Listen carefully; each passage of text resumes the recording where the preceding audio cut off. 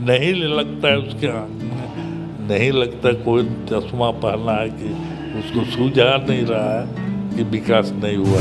सीता सोरेन जो हमारा भतीजी है ना, लेकिन वो ये नहीं सोच रही है कि इस क्षेत्र के विकास के लिए हम बहुत कुछ काम किए हैं और उसी के चलते जो दूसरे जो कंस्टिट्यूएंसी में जाते हैं, यहाँ तक कि इवन जामा में भी लोग इसी के लिए दौड़ते हैं कि कैसा व्यक्ति है कि जो लोग साथ साथ कंटिन्यूसली इनको जिताते हैं, इनका अच्छे है।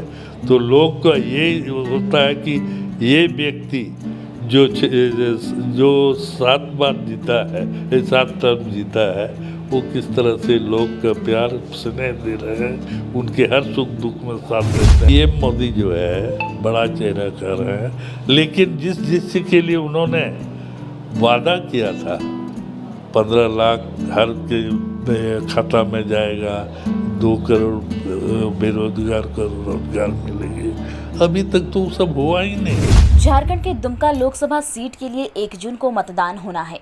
दुमका लोकसभा सीट से इस बार 19 प्रत्याशी अपनी किस्मत आजमा रहे हैं। हालांकि इस सीट से बीजेपी और जेएमएम के बीच सीधी टक्कर मानी जा रही है। बीजेपी से सीता सोरेन और जेएमएम से नलिन सोरेन चुनाव मैदान में है। सीता सोरेन ने हाल ही में जेएमएम से बगावत कर बीजेपी का दामन थामा, तो वहीं नलिन सोरेन पिछले 35 सालों से सिकारीपाड़ा विधानसभा का प्रतिनिधित्व कर रहे हैं। दुमका से स्ट्रीट बज़ संवाददाता राहुल कुमार गुप्ता ने जेएमएम प्रत्याशी नलिन सोरेन से खास बातचीत की। झारखंड के दुमका में 1 जून को मतदान होना है। लोकसभा चुनाव को लेकर तमाम तरह की प्रशासनिक तैयारियां यहाँ पे हो चुकी है। प्रत्याशी भी रेस में है, चाहे बीजेपी हो या जेएमएम।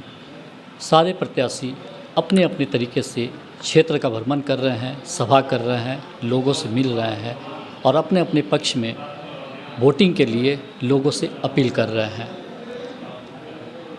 दुमका की अगर बात करें तो दुमका में बीजेपी और जेएमएम में सीधी टक्कर है और इन दोनों के प्रत्याशी अपने अपने क्षेत्र में जाकर लोगों से लगातार जनसंपर्क कर अपने पक्ष में वोटिंग के लिए उनको समझाने का ये प्रयास कर रहे हैं कि कौन बेहतर है और कौन बेहतर नहीं है।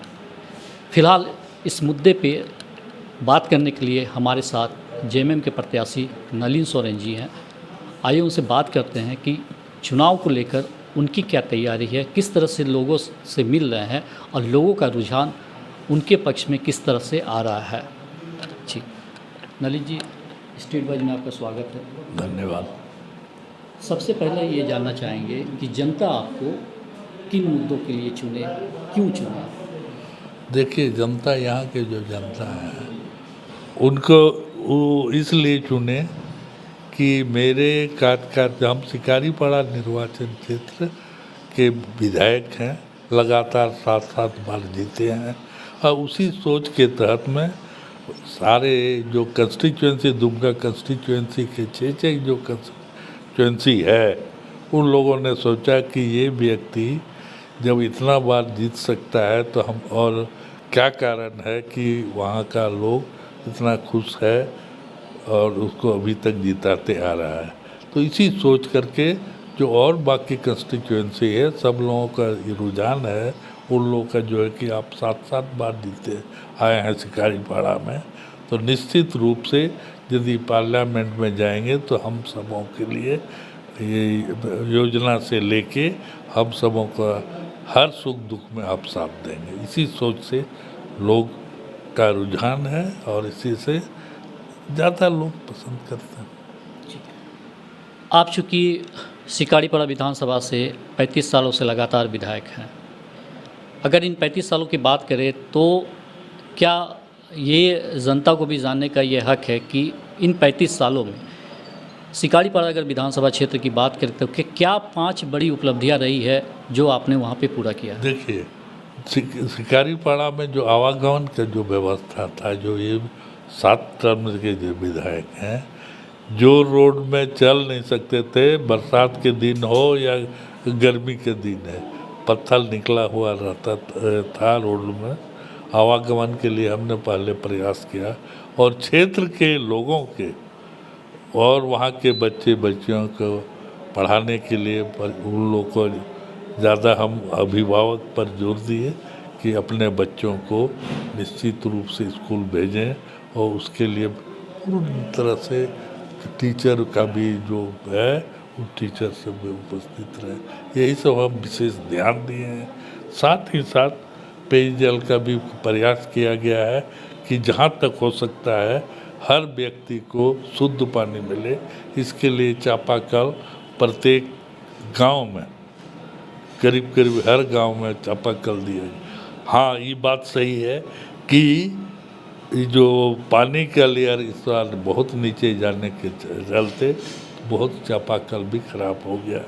उसके लिए भी प्रयास किए हैं और जो गंगा जल प्रोजेक्ट का काठीकुंड और शिकारीपाड़ा में इधर का व्यवस्था हो रहा है, उसके लिए पूर्ण तेज़ी से काम चल रहा है। और उधर रानेसर प्रखंड का जो डैम सब है, उस डैम से भी नल जल योजना के तहत में हर ग्राम को पानी देने का काम कर। लेकिन विपक्ष तो बराबर ये कहती है, ये आरोप रहा है विपक्ष का कि आपने 35 सालों में वहाँ कुछ नहीं किया।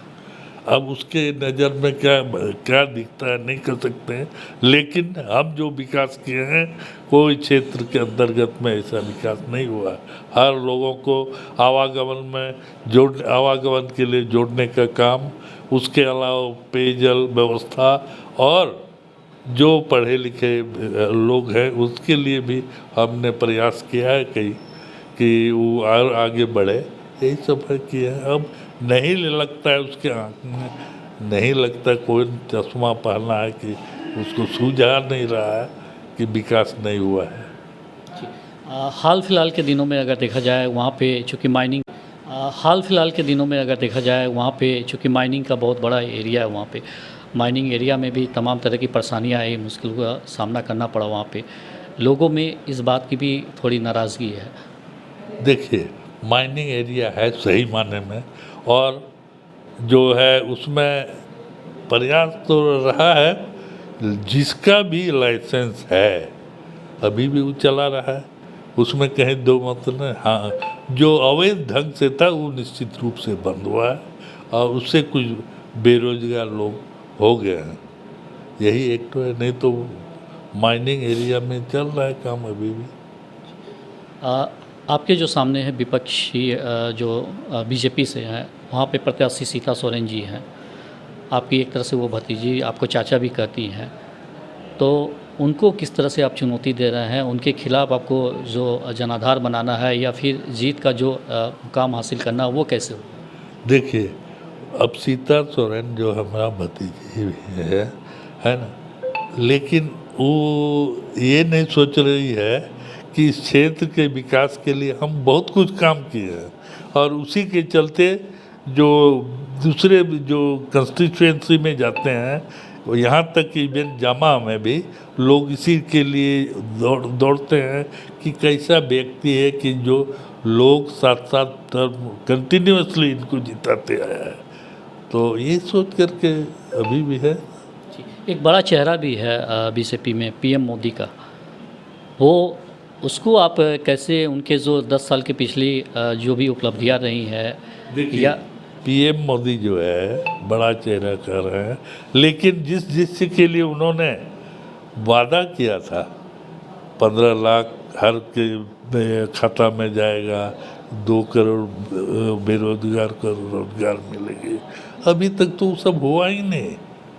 तो हम कैसे? लेकिन ये आरोप तो झारखंड में भी लग रहा है कि हेमंत सोरेन ने जो युवाओं से वादा किया था उसको भी पूरा नहीं किया गया, रोजगार का जो बहुत तरह से पूरा हुआ और जो भी बाकी था वो भी पूरा होगा। लेकिन कोर्ट जो है, विरोधी जो है हम लोग का मोदी जी जो है, और उन्हीं के माध्यम से कोर्ट में जाता है, तो कोर्ट तो अपना ही के हाँ ये मान सकते हैं अभी नियोजन नीति नहीं बना है। हम लोग प्रयास कर रहे हैं कि जितना जल्दी हो जाए नियोजन नीति, और जो यहाँ 1932 का खतियान वो से हो जाएगा तो निश्चित रूप से 1932 का विधानसभा में पारित होके महामहिम राज्यपाल के पास गया, लेकिन उन्होंने उस चीज़ को अभी तक उसको लौटा दिया कर। हेमंत सोरेन जी चूँकि ईडी की कार्रवाई के बाद फिर जेल में लगातार बंद है, क्या लगता है इस चुनाव में उनकी कितनी कमी खल रही है या इस पे चुनाव पर क्या असर पड़ सकता है?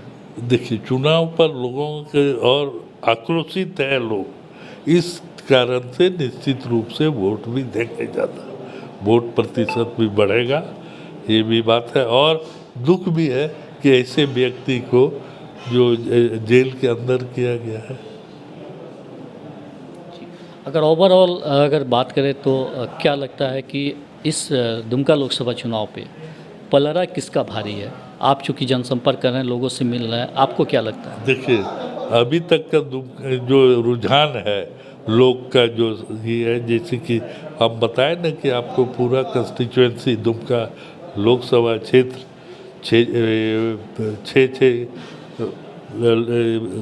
असेंबली सीट का छः ही है, तो लोग का ये होता है कि ये व्यक्ति जो 7 बार जीता है, 7 टर्म जीता है, वो किस तरह से लोग का प्यार स्नेह दे रहे हैं, उनके हर सुख दुख में साथ देते हैं।